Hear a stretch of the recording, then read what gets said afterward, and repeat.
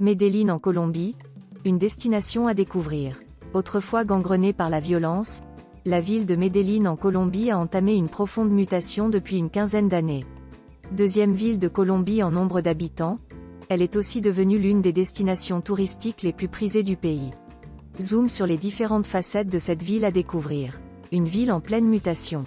Medellín en Colombie est connue pour avoir été, dans les années 1980, le centre opérationnel du cartel de Pablo Escobar. À la fin du siècle dernier, la deuxième ville la plus peuplée de Colombie portait donc le triste titre de ville la plus violente du monde. Mais, depuis une quinzaine d'années, la ville a changé de visage jusqu'à devenir la troisième destination de Colombie pour les visiteurs étrangers. Voir cette publication sur Instagram. Une publication partagée par Medellín, Antioquia Colombia, @Medellindestination, le 27 janvier 2019 à 7h04 PST. Une cité montagnarde. Il faut dire que Medellín ne manque pas d'attrait pour le visiteur en quête de beaux paysages et de folklore sud-américain. La cité, qui est la capitale de la province montagneuse d'Antioquia, se trouve dans la vallée de l'Aburrá entre les cordillères occidentales et centrales. Située à une altitude de 1538 mètres, elle est parfois surnommée capitale de la Montaña, capitale de la montagne. L'une des fiertés des habitants est le métrocable qui permet d'accéder aux hauteurs de la ville à la manière d'un téléphérique. Sur place, empruntez-le pour profiter d'une vue panoramique incomparable sur les différents quartiers et la vallée d'Aburrá. Voir cette publication sur Instagram. Une publication partagée par Bogdan, @Bogdan_, le 27 décembre 2018 à 2h46 PST. Un quartier coloré. Une autre visite incontournable à Medellín est celle du quartier appelé Comuna 13. Contrairement aux imposants bâtiments du centre-ville, les quartiers périphériques se composent de petites maisons de briques rouges disséminées sur les collines. Comuna 13, qui était autrefois le quartier le plus violent de la ville, est aujourd'hui l'un des plus pittoresques avec ses escaliers mécaniques à flanc de colline et son impressionnante collection de fresques de street art.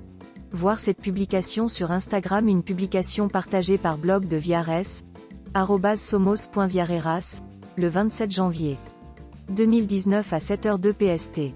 Un festival des fleurs. Un autre surnom de Medellín est « la ville du printemps éternel », en raison de son climat tempéré, quoique pluvieux. Elle est aussi surnommée « la ville des fleurs », car elle organise un célèbre festival floral annuel. Voir cette publication sur Instagram. Une publication partagée par DSTINATION, @Destination Official, le 1er juillet 2018 à 11h41 PDTCE. Festival des fleurs se déroule chaque année au mois d'août depuis 1957. Il se caractérise par une parade de chars, une parade fleurie et une parade équestre. Même si vous ne pouvez pas vous rendre sur place à cette période-là, programmez la visite d'une ferme dédiée à la culture des fleurs.